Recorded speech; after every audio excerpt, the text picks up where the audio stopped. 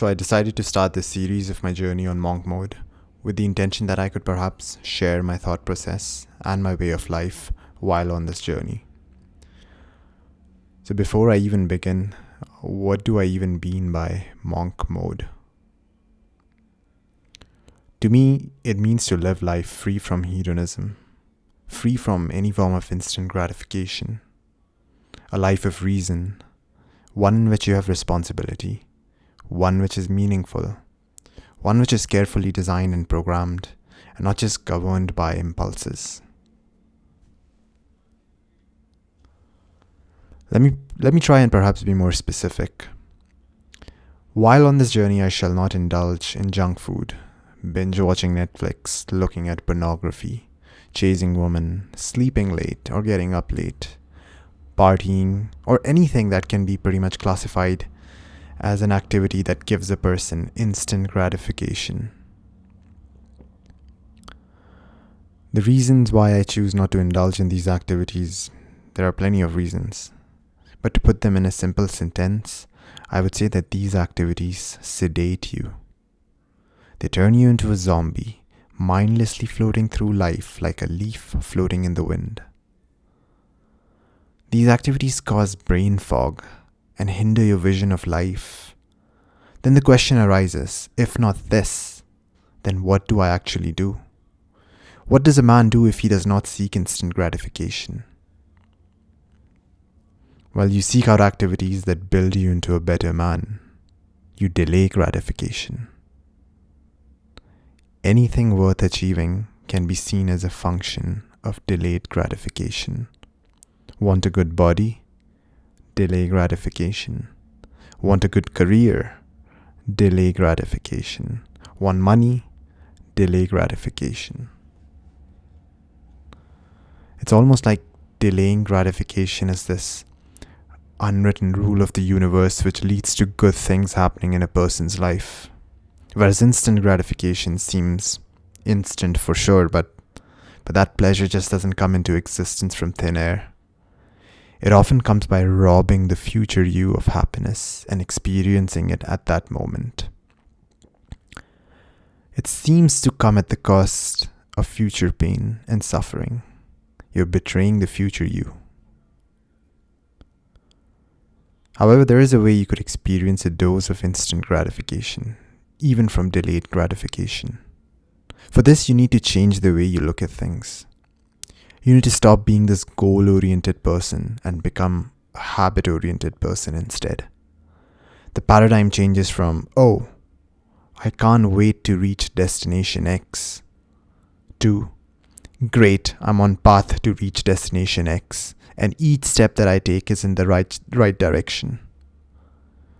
It's a subtle difference. So rather than feeling this big dose of pleasure only once you have accomplished something, you receive multiple doses of pleasure simply by walking on the path each day. I would say that pleasure has two broad categories. One is the superficial kind. This type of pleasure is just surface level and it's fleeting. It's a temporary spike in your dopamine levels, after which you're left feeling worse. The dip happens. This type of pleasure can be invoked by indulging in activities that give instant gratification. Then there is this different kind of pleasure, one that is far more meaningful and not fleeting, one that is attained by usually overcoming something challenging or attaining something that is hard to achieve. The sources of this kind of pleasure are often guarded by a dragon called effort. Once you have put in the effort, you receive this unique flavor of pleasure. Think about feeling good after a workout. You had to endure a degree of pain and suffering during your workout, which was later rewarded by your body. Like when you take a cold shower, it's stressful and not really nice at the moment. Yet you feel amazing once you have done it. This is the second source of pleasure that I'm talking about.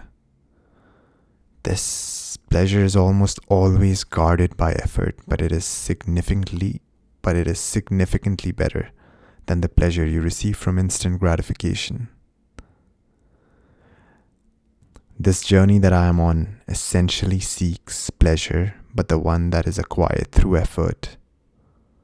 Guess even the monk is a hedonist, just of a different kind. So right now there are a few activities that I consistently do. These activities are highly rewarding, in the sense that I feel really, really good doing them. One of them is just working out, getting sweaty, breathing heavy. I lift weights, flirt with martial arts here and there. Initially, when I started working out, my goals, my desires, they were fairly superficial. But whatever, they got my foot in the door and allowed me to make working out something that I did consistently. Back in the days as a skinny teenager, the goal was pretty simple. Look good naked and perhaps come across as more physically attractive to girls. Stuff like that, quite simple and superficial. I think as I've grown older and matured, the goals have changed. Perhaps looking good naked isn't that high on my priority list anymore. The reasons that I work out are more psychological in nature. It de-stresses you, especially after doing something like really cognitively demanding. Since I'm a software engineer, a large portion of my day goes in solving these complex problems, and this demands a lot of cognitive resources.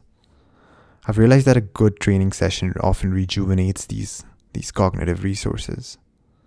What I mean by a good training session is something that isn't too hectic, something that doesn't leave me super drained. I've realized that working out just the right amount actually gives me more energy. In the past, I used to just overtrain all the time, work out too intensely, and then feel fatigued and broken the rest of the day.